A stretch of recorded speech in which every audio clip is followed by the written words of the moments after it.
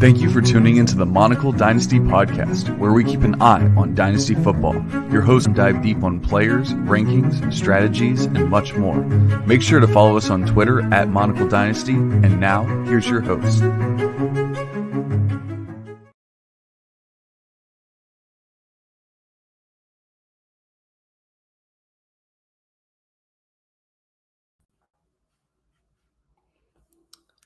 You're muted. And now I'm realizing that I was muted the whole time, so we'll go ahead and start this over again. But this is why we do it live, baby. We don't we don't edit. We just fuck up, you know. But I definitely muted myself there. I am your host, Dynasty Coach A. Oh yeah, we're off the rails already. I'm joined by YB_FF. How are you doing today, Wyatt? A great time so far. I'm thoroughly enjoying it. I am drinking some Basil Hayden's in your honor, so happy to be here. I love it. I'm drinking some Maker's Mark as well, but believe it or not, I haven't taken a sip. I've taken a sip. You might not realize that, but I wanted to give you the proper introduction that I was trying to do while muted. And if you don't know Wyatt, he is the host of the Dynasty Digest podcast. He is also the creator of JWB Fantasy Football. He's also the newly appointed admin of the Anofloors, and obviously he's a good friend of mine as well. So if you don't know Wyatt, you will know him very well by the end of the podcast. Thank you for the proper intro. Of course. And if this is your first time, this is the Monocle Dynasty podcast, and this is probably how it normally is. But tonight we're going to be talking about strategy, not necessarily anything in particular. Just kind of going into 2022, there's lots of different strategies. If we're learning from last year, what we're taking with us into next year, going into startups, into auction drafts, all kinds of different strategies. And so I wanted to bring on Wyatt. He's one of the smarter guys that I listen to. I listen to all of his pods, and just kind of wanted to talk some stuff out. I also know that he's already done some startup drafts, and as I have as well. And so we're going to just kind of talk about what we've learned so far and go from there. So why don't we go ahead and get started with question one, and basically just, if anything, what did you learn last year? And is there anything from last year that we can really take away, or was there too much chaos, too much hecticness? It's tough because, like you said, there was a lot of chaos and hecticness going on. It's hard to take too many things from what happened, like about specific players in a way, because there's a lot of players who were in tough situations that happened, injuries, COVID, everything that happened that kind of interrupted the season. It was pretty wild, to be honest. But one thing that I kind of took from this that I started using because of all these issues that were happening, where when I had empty bench spots at the end of my roster in deep dynasty leagues, I was grabbing backup QBs who were like the better half of the backup QBs, because when COVID hit or an injury hit and these guys were starting, I was sending them to every owner in the league who could use a second QB just for a third. Give me a third. And, Mike White, Joe Flacco, Case Keenum, Colt McCoy, like all these guys fetch thirds for me in all these leagues. And, now I can take a shot on somebody, and maybe I find the next Elijah Mitchell because I picked up Mike White, randomly and was able to offload him for something. Yeah, definitely. And, that's one of the things that I noticed, was all the backup QBs and everything that started games and actually played decently or decently enough to help you not lose a week. But I also think banking on that is so tough because, it just, I think it did work out for a lot of people. It worked out pretty well. Just, you needed 1 week, and just for that 1 week, Tyler Huntley was there. And just for that 1 week, Mike White was actually good, and, so on and so forth. But it doesn't always work out that way. I remember a couple years ago, maybe 3 years ago, Matt Ryan got hurt, and he ended up missing 1 week, I believe. And Matt Schaub went in, and somebody traded Schaub for a second or maybe even a first, whatever it was. It was like some ridiculous amount that he should not have been traded for.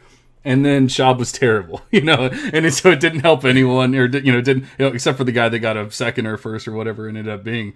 And so I just, I definitely warn people not to freak out. But like you were saying, you were taking advantage of it as far as trading these assets away because you're never going to get anything for him besides that 1 week, So it's not. It's definitely smart to go ahead and take advantage of it that way. But if you're doing it banking on the fact, I'm going to get that 1 week or something, then I don't know if I'd really count on it too much. It's not something you want to rely on, and it's a niche strategy in a way, because really, for one thing, it's way better in the second half of the season, right? Because someone's more likely to try and find that QB2 they need to try and win a week later in the season than early in the season, and it's really for when you're in a deep league where there's just isn't much, if anything, out on the wire week in and week out, and it's one of those things where I'll churn the very bottom of my roster from players that offer nothing to this player whom I could possibly turn into a third at a moment's notice. So, like I said, it is very niche. It's just something that I'm now going to keep in the back of my head because I used it to success this year. It's not something I'm going to try and do everywhere all the time, but it's something where I now know that there is this little trick I could try and take advantage of in certain situations. Yeah, and I do think right now in the offseason is actually a decent time for this because we have no idea what's going on with Teddy Bridgewater, Jameis Winston, Marcus Mariota, there's so Carson Wentz, the list goes on and on. And so now is the time to get guys like that because one of them, if not even, 2 or 3 of them are probably going to get a value boost at some point. And obviously that's not necessarily an in-season kind of strategy kind of thing, but we're going to be talking about startups here in a little bit, and picking up some of these guys, and then a few weeks they get a value increase. Then you're sitting pretty already. Toronto Dave says he loves when the guest outshines the host. It doesn't take much here. I'll do my best for you, Dave. Love you, Dave. Like you said, it's almost the opposite right now, right? Like where you want to try and buy those backup QBs for thirds, some of them, because they could find themselves into a job at some point in the offseason. Right, Jordan Love could be a starter soon. Kyle Trask could be a starter soon. Freudian slip. Yeah, Freudian slip there. So yeah, I mean, those are swings you kind of want to take right now. I would say because like you said, they could instantly be worth more. Yeah, absolutely. Now I've seen or heard on podcasts, in articles, and all kinds of stuff now everyone is 100% all in on 0 RB because of last year. Obviously, we know, everyone got hurt. Derrick Henry, CMC, Dalvin Cook, these major guys got hurt, missed significant time, and obviously there's so many more that did as well.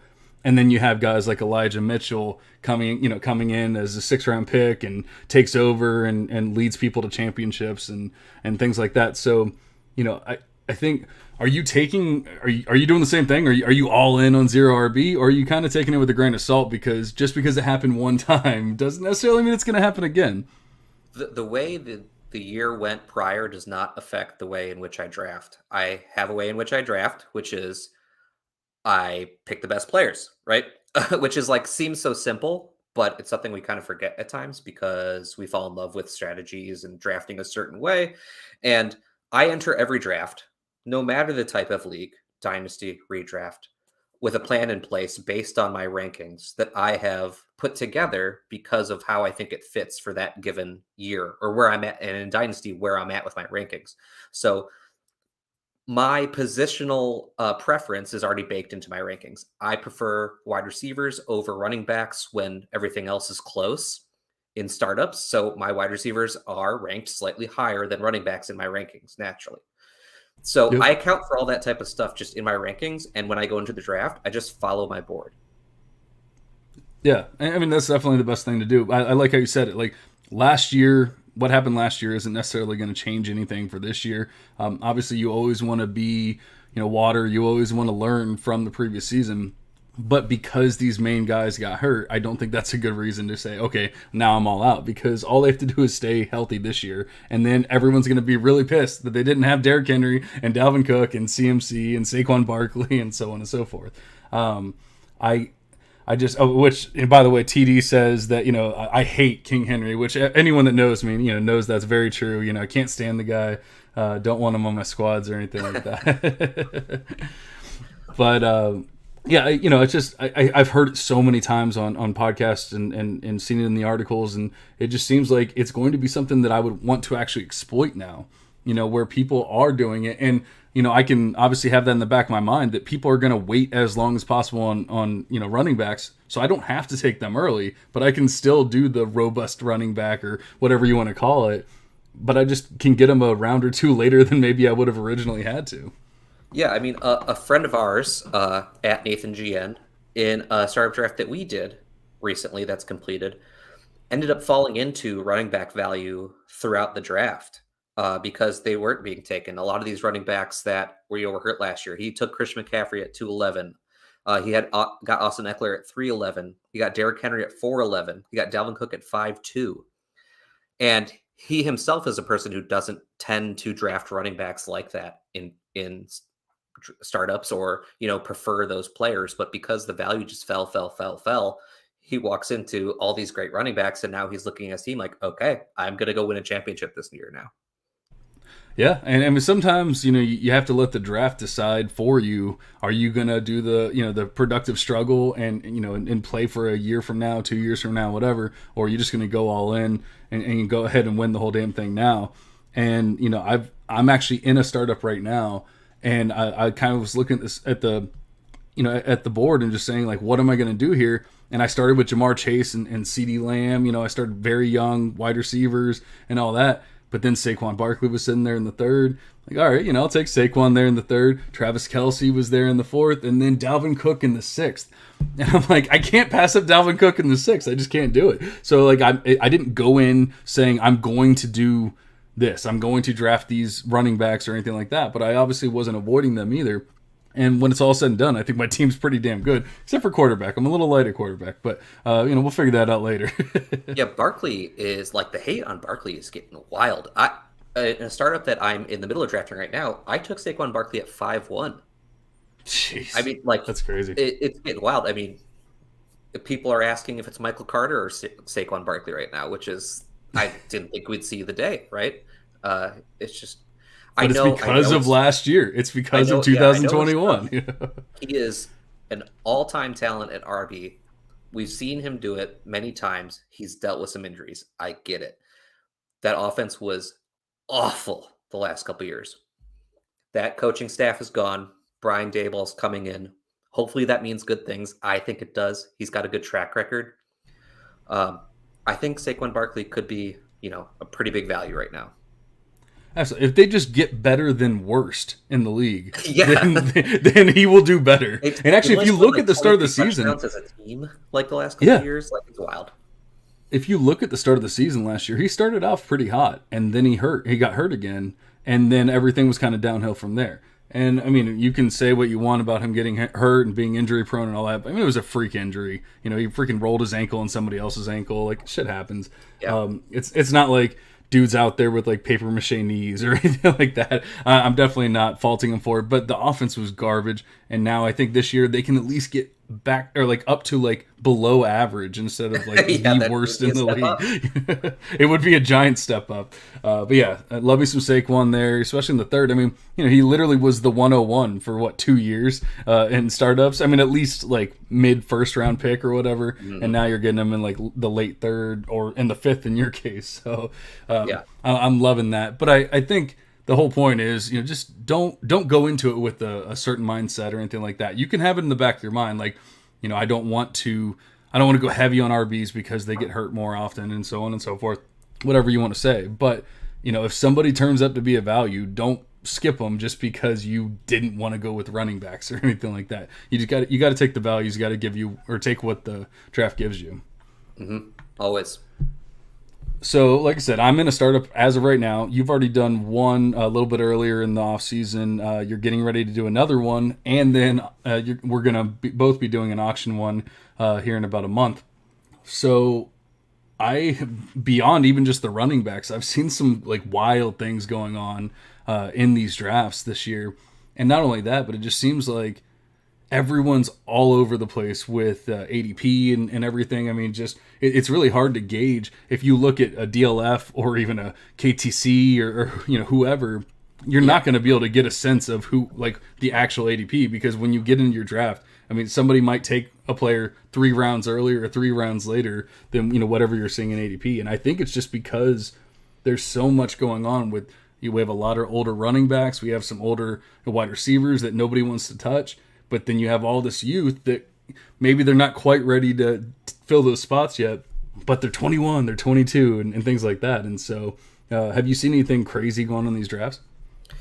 I definitely think that the season is still fresh for people in these startups, and they're still letting like some recency bias get in there.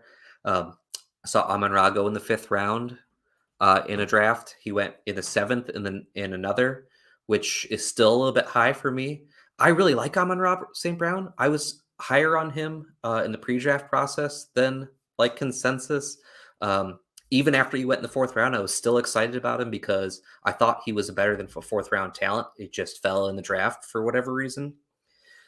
So when he performed well, I was super pumped about it. And then I'm seeing everybody ranking him as like wide receiver 21 through 24. And I'm like, pump the brakes. Like we still have to recognize the situation he was in last year with TJ Hawkinson and DeAndre Swift being out, coinciding with his big breakout. I'll still argue that you have to earn those targets.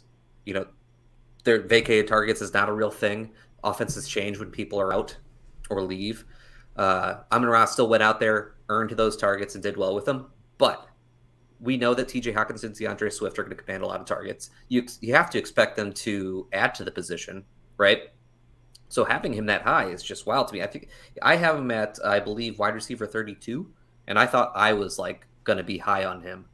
And apparently I'm a low guy on Amon-Ra now. It's just you see this like little bit of recency bias because we're still kind of close to the end of the year where people are really hyped about these players that they just watched play and are overreacting a little bit, I think.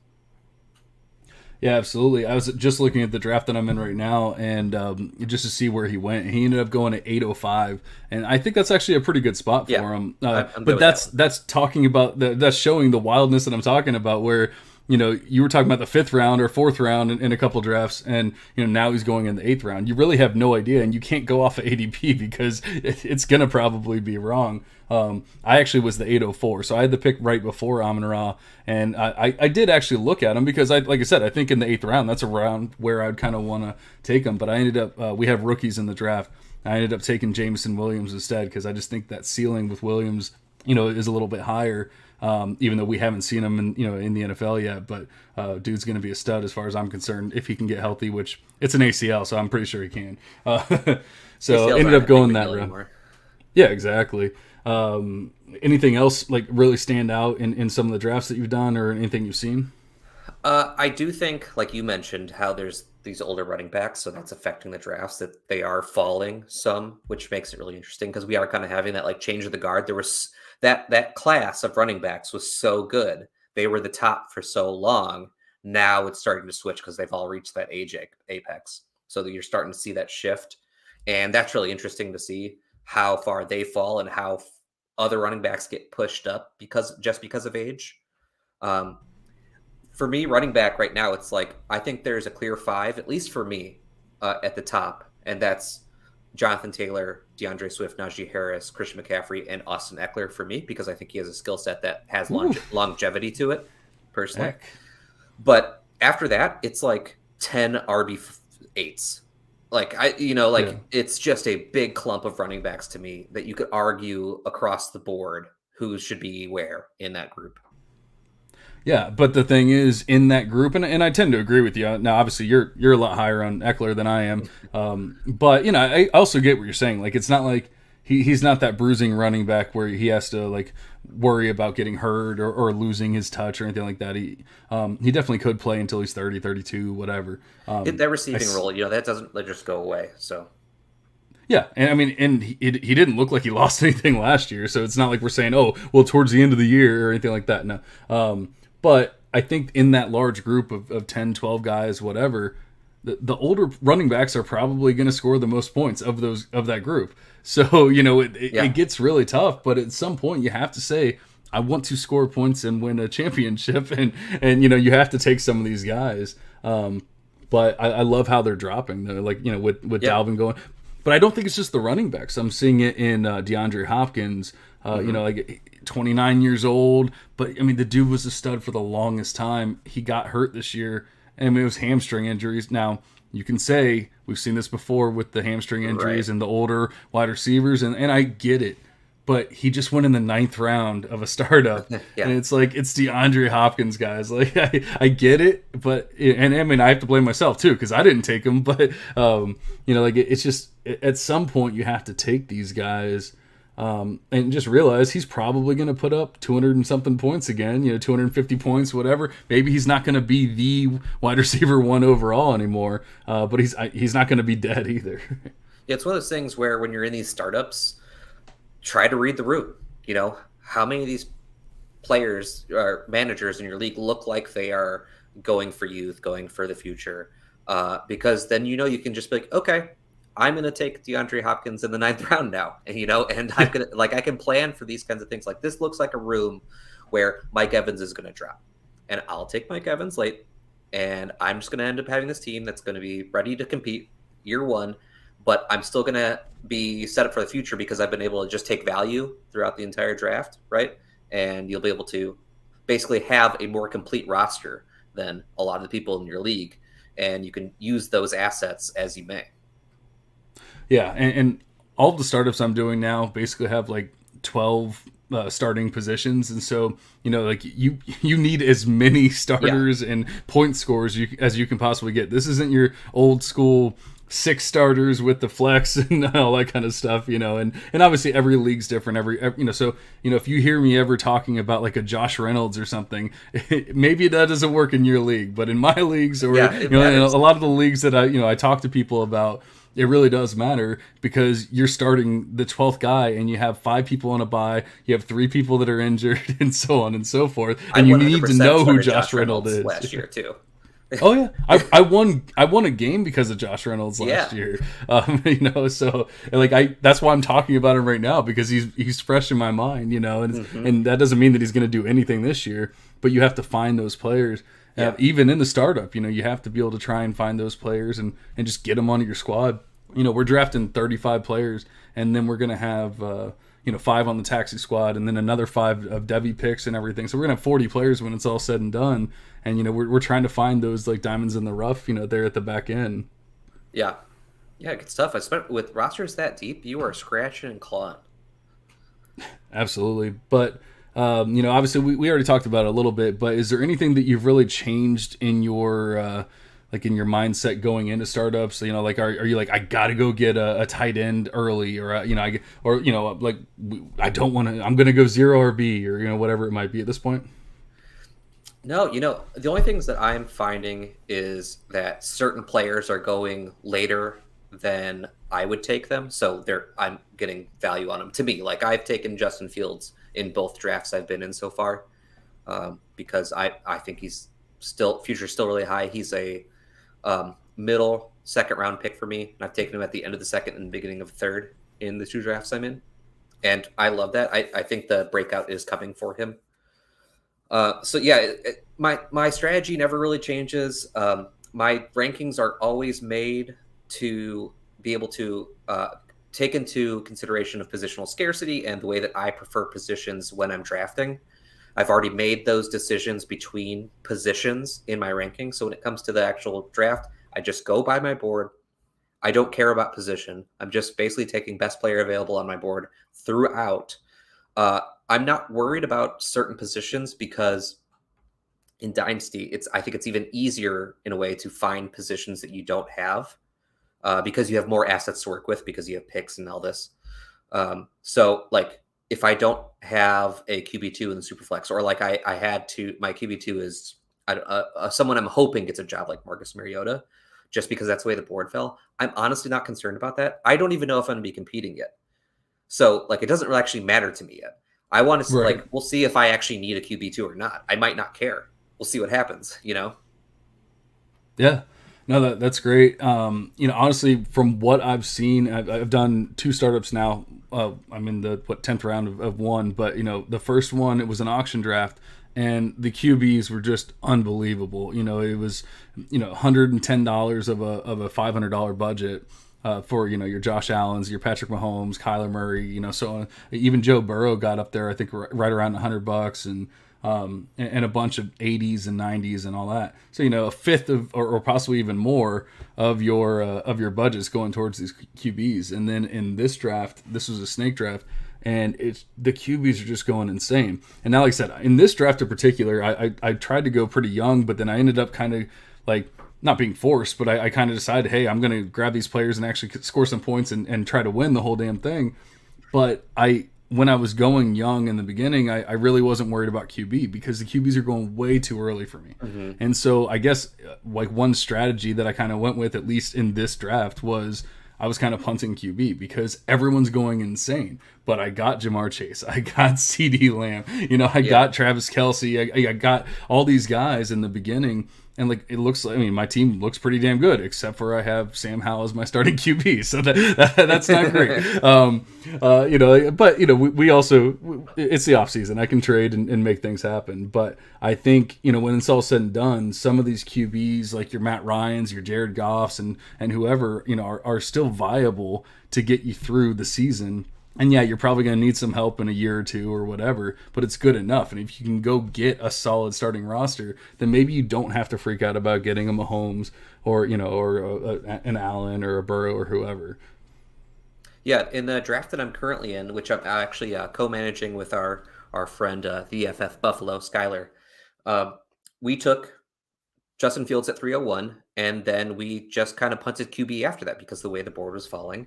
Yep. We didn't like how QBs were being drafted. I thought they were being overdrafted for the most part.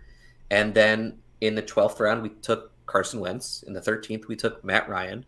And then in the 14th, we actually just took Jordan Love. And it's just like, well, I know I have a QB2 no matter what between Carson Wentz and Matt Ryan. If Justin Fields is a little slow out the gate to start this year, I've got 2 QB2s probably that I can start. And then I've got Jordan Love, who may or may not have a job and might be worth something soon. Yeah. And that's a great way to, kind of like do the stud QB approach and then, kind of just fill it in later. But that's what I'm talking about. You don't have to freak out about getting 2 or 3 of them right in the beginning because you really, I'm looking at these rosters in this draft and you really do end up kind of hurting yourself when you go that QB heavy and you're freaking out that much about it. Now, obviously, there's always values. And I'm not saying don't draft a QB early because that's not going to be, I'm not saying that at all. But there's just a time and a place for everything. And I love Justin Fields at the back end of the second, even going into the third. But I want to say that he went in like early second in this draft. And I'm just like, I love Justin Fields. I'm right there with you. I think he's going to break out this year. I'm not taking him in the early second. I just can't do it. Yeah. The players at the early second round it's very nice. Cause you see a lot of like Najee Harris, DeAndre Swift, AJ Brown, Kyle Pitts, sometimes like that section of players at that spot. And I got to take all those guys over Fields. Yeah, they're a lot more proven, or they're in, I don't want to say more important positions because obviously in Superflex the QB position's king, but like maybe just more or less replaceable positions. Like a Pitts or like a stud wide receiver. Like there's only so many of them. Mm-hmm. Like obviously there's a million wide receiver 2/3s, but there's only not even 12 of wide receiver 1s. I guess technically there is, but really there's not. And also, wide receiver always seems really deep when you're drafting, and then as soon as the season starts, you realize it's not deep at all.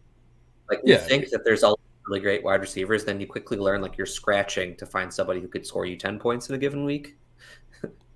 It's so true. Like on paper, it looks. There really is. There's 50 wide receiver 2s, and then the season starts, and you realize there actually wasn't. But now 20 of those are actually are actually viable, like you said. So like I said, we have an auction draft coming up here very soon that we're going to be doing. We have a couple people in the chat that are actually going to be in this auction with FF_Spaceman, Lord of the Rings. We're getting nerdy as hell. It's going to be fun, all kinds of bonuses and crazy shit. But, I already did one. I don't think you've done any auctions this year, right? I have not done any auctions. Stop. Oh, okay. Yes. All right. Well, so Matt, maybe this is actually good because this, I can kind of fill in somebody that's done it a couple times, and then you say like going into it, what would you think that you're going that your strategy is going to be, and then maybe I can help you out here. I don't want to help you out too much though. You're going to be my competitor. Yeah, I've just never really had the opportunity. I think I've been asked like a couple times, and both times it was with a group of people that I wasn't. I just didn't want to do an auction draft with. So I was actually kind of excited for this opportunity because it's a great group of people. So I'm excited to do my first auction with all of you. With that said, I've been trying to do a lot of research because it is my first time. Please be easy on me. But from everything that I've seen and seen some of you talking about in your other auction drafts, I have a feeling that I'm going to be pretty passive to start and try and stay calm and just watch how the room is going to try and develop my plan moving forward. I know I'm going to come up with some spaceman tell us your strategy. Come up with some auction values based on my rankings that I'm going to try and go by, and if someone seems like a value for me, I'll make the move. But I don't have a given strategy. I'm not like studs and duds, or just trying to go all middle of the road type options all the way through. I'm just going to try and stay calm and watch what happens and try and adapt to the room. Yeah, and honestly, I think that's the best thing that you can do. But I really don't think it's that different from a snake draft, like we just talked about. Don't go in with this mindset of this is what I'm going to do. Go in with an open mindset of these are the players that I like. These are the players I would like to get, but I want to take them at the right place. I want to take them when it's actually valuable. And if you do that, I think you'll be fine. One of the things that I will say is you really do have to pay attention, because now, I mean, obviously every league, every draft is going to be completely different, but the way that we do it is you actually nominate 24 players at a time. So everyone nominates 24 players are available to be bid on at all times, and you keep 24 up. So like every time one goes off, somebody nominates another one. So you're constantly bidding on players, and they have a 24-hour time limit. So like people are up there for a long time, and you have to decide, who do I want, what do I want, like that kind of thing. And sometimes a guy gets down to a minute, 2 minutes or whatever left in the draft, and you're like, wait, no, and then you go bid it up. And luckily, if you change it, if you become the high bidder, now it adds another 24 hours to the clock. So now you have more time to like figure out whatever. It's not like an eBay thing where you just magically win it because you got in the last second or something like that. Yeah, exactly. So, but the point of the story is, in the first auction that I did this offseason, I saw the QB prices, and I was like, I'm out. I'm not touching them. Yeah. And then a little bit later on, I'm looking at the rest of the QBs that are left, and I'm like, wait a second. These QBs aren't looking too great. And Russell Wilson was still on the board, and I really started looking at my tiers, and I'm like, I really feel like Russell Wilson was like the last player in a tier for me.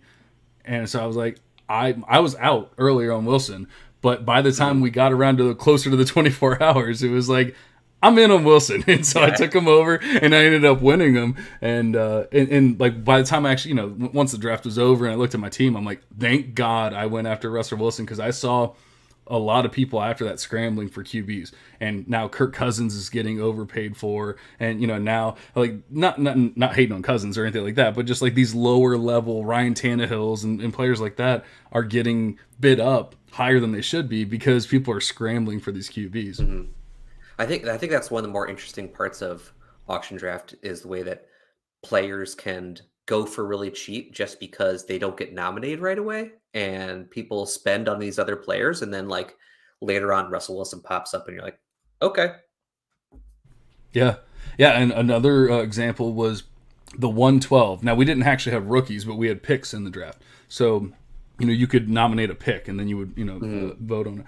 And the 112 got put up after like the 101, 102, and 103 had been put up. And so those were the only 4 picks on the board. And the 101, 102, 103 went pretty high, obviously. And then because they were being compared, or it was being compared to the those picks, the 10 or the 112 pretty much got like kind of slept on, and people really skipped over it. And so everyone, like, it wasn't terrible. It wasn't like it was free or anything like that. But when we all looked back on it later on, we were like, oh yeah, the 112 was a great price. And so what ended up happening was the 201 ended up being more expensive than the 112. So, No kidding. yeah. And honestly, it's not the first time that I've seen that happen in an auction. Stuff like that happens all the time, but it's all about timing with these things. And it doesn't always work out because sometimes you think, okay, I'm going to try and sneak this guy through. And then somebody that really likes him has a bunch of money and they just bid him up and you're screwed. And sometimes you really sneak them through because people are bidding all their money on all these other players. So like, there's so much strategy. I love it. It's so much fun. But I think you'll have a lot of fun with it. But I kind of wanted to go over it because I want people to start getting into it if they're not. And if you have any questions about it, anybody, I have a pretty good amount of experience being a commissioner of these leagues and doing a lot of these drafts now. So if you have any questions about it, just DM me and I can definitely help you out because when you're going on MFL and doing these auctions, it's not easy the first time. It gets kind of confusing. Yeah, I'm definitely excited for it. A little bit nervous, but I think it's going to be a lot of fun. Spaceman apparently says he's going to bully you. So Please bring in Spaceman. Please. And we're getting pretty excited about that. That's coming up here pretty soon. I think we're starting on Monday, right, Spaceman? We'll go ahead and get that bad boy started, and we'll see what he says about that because he wants to wait until basically like September or maybe even like December when nobody can get hurt again, something like that. All right, so we've basically talked about just about everything we can with strategy. And I mean, obviously, I guess there's a lot more that we can get into, but I'm pretty happy with what we've talked about so far. But I know, everyone's getting into rookie talk and all these players. I don't know how much you've really like delved into everything. Dove in one of those words. a D word. And but yeah, so but do you have like a my guy? Do you have your one guy that you're like, I just want to get him? And I know you don't want to give away everything and all that, but like you don't have to say I want to get him at 104 or something like that. But like just like one guy that you would love to get if you were doing 10 drafts, you'd love to get him like 7 out of 10 times or something like that. Well, first off, I have not dug too deep into the rookie class. Prospect evaluation is like, I think without a doubt, the weakest part of my fantasy football game. It's something like I know it exists. So during this time, I honestly just don't spend a lot of time on trying to look at prospects. I would rather use my time doing other things and then go back to people who I think really know what they're talking about and kind of take their information and try and, digest it and come up with my own takes based off the information that I'm hearing from people that I really respect. With that said, I am a pretty big fan of Garrett Wilson because I really like that he's got great quickness, great speed. He's a really good route runner, and he creates a lot of separation because of his athleticism and his route running. And that's the kind of thing that helps wide receivers succeed in the NFL from day one. Wide receivers that can separate and run routes, get opportunities, they get them early because they create openings for their quarterbacks, right? Like, how crazy is that? So Garrett Wilson also happens to be really good after the catch. And I think he's pretty good at attacking the ball when it's in the air, despite him not being the biggest wide receiver. It's kind of funny because I actually have Treylon Burks ranked higher than Garrett Wilson at this point, but that's just because I think Treylon Burks has a higher ceiling than Garrett Wilson does over time. But Garrett Wilson is kind of like my favorite player that I really like, especially because I think Treylon Burks is the more consensus wide receiver one over Garrett Wilson at this time, at least from what I've seen. Yeah. So, Garrett Wilson's probably going to be, I don't know, depending on where quarterbacks and running backs go, I think he could probably be 4 or 5 pick. Like, I'm guessing that's around where he'll normally go, and that seems pretty great to me. Yeah, absolutely. That's what I love about this draft class is that everyone has their different picks of who they like and everything. And so, unlike a lot of drafts where you go, okay, well, this guy's going to go at 101, this guy's going to go at 102, and so on and so forth. I really feel like it's very different, and every draft is going to be different, kind of like what we're seeing in the startups, So you very well could get Wilson at 5, and then in another draft he's going to go 101. People, it's really all over the place. To your point about Burks, I heard a pod, I think yesterday, Ryan McDowell put out the DLF new ADP has Treylon Burks going as the 101 in 5 out of 10 of their mock drafts that they've done so far.